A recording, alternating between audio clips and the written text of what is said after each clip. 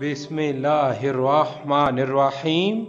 اللہ کے نام سے شروع جو بڑا مہربان نہایت رحم والا ہے، اور درود لامحدود حضور صلی اللہ علیہ وآلہ وسلم کی بارگاہ ناز کے اندر، بارگاہ پر وقار کے اندر ہدیتاً عقیدتاً محبتاً نذرانتاً تحفتاً مودتاً ادباً پیش کرنے کے بعد بالغ العلا بکمالہ، حضرت امیر خسرو رحمت اللہ تعالی علیہ نے ایک مرتبہ بہت خوبصورت نعتیہ ربائی لکھی اور حضرت نظام الدین اولیاء رحمت اللہ تعالی علیہ کی خدمت میں پیش کی۔ حضرت شیخ نے ربائی سن کر فرمایا کہ خسرو، ربائی خوب ہے، لیکن سعدی رحمت اللہ تعالی علیہ کی جو ربائی ہے بالغ العلا بکمالہ، اس کا جواب نہیں ہے۔ اگلے دن حضرت امیر خسرو نے پہلے سے زیادہ محنت سے مزید اچھی ربائی لکھی اور پیر و مرشد کو سنائی، تو شیخ نے سن کر فرمایا کہ خسرو، ربائی خوب ہے، لیکن سعدی کی ربائی کا جواب نہیں۔ امیر خسرو نے کئی بار محنت کی، لیکن شیخ ہر مرتبہ یہی فرماتے کہ خسرو، ربائی خوب ہے، لیکن سعدی کی ربائی کا جواب نہیں۔ ایک دن امیر خسرو نے عرض کی، یا سیدی، سعدی نے بھی نعتیہ ربائی لکھی اور میں بھی کئی دن سے نعت لکھ کر پیش کر رہا ہوں، لیکن آپ ہر بار یہی فرماتے ہیں کہ سعدی کی ربائی کا جواب نہیں، ایسا کیوں ہے؟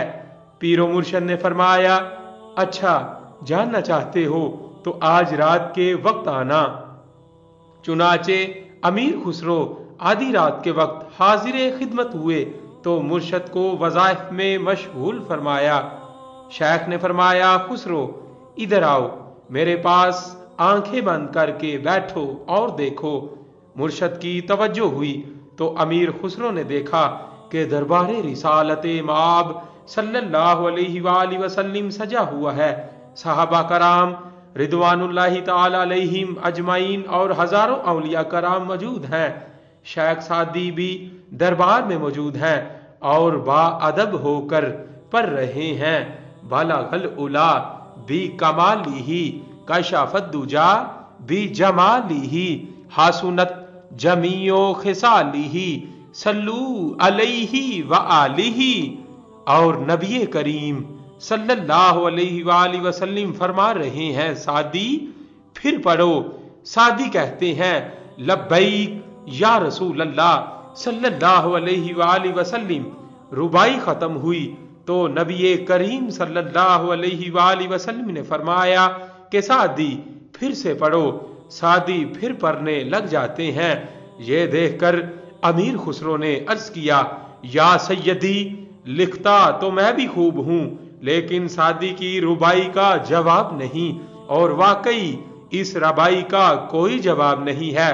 کتابوں میں لکھا ہے کہ جب حضرت سعدی اس ربائی کے پہلے 3 مصرے بالغ العلا بکمالہ کشف الدجی بجمالہ حسنت جمیع خصالہ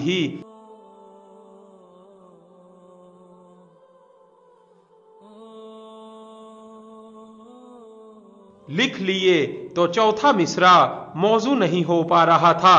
اسی پریشانی کے عالم میں سو گئے۔ خواب میں نبی کریم صلی اللہ علیہ وآلہ وسلم کی زیارت ہوئی، دیکھا کہ سرکار صلی اللہ علیہ وآلہ وسلم فرما رہے ہیں کہ سعدی یہ کیوں نہیں کہتے کہ صلو علیہ وآلہ۔ تب سے یہ ربائی ضد عام ہے اور آج بھی اس کی مقبولیت میں فرق نہیں آیا۔ بالغ العلا بکمالہ کشف الدجی بجمالہ حسنت جمیع خصالہ صلو علیہ وآلہ۔ اللہ پاک شیخ سعدی رحمت اللہ تعالی علیہ کو اجر عظیم عطا فرمائے، آمین۔ میں صدقے یا رسول اللہ صلی اللہ علیہ وآلہ وسلم آپ صلی اللہ علیہ وآلہ وسلم کے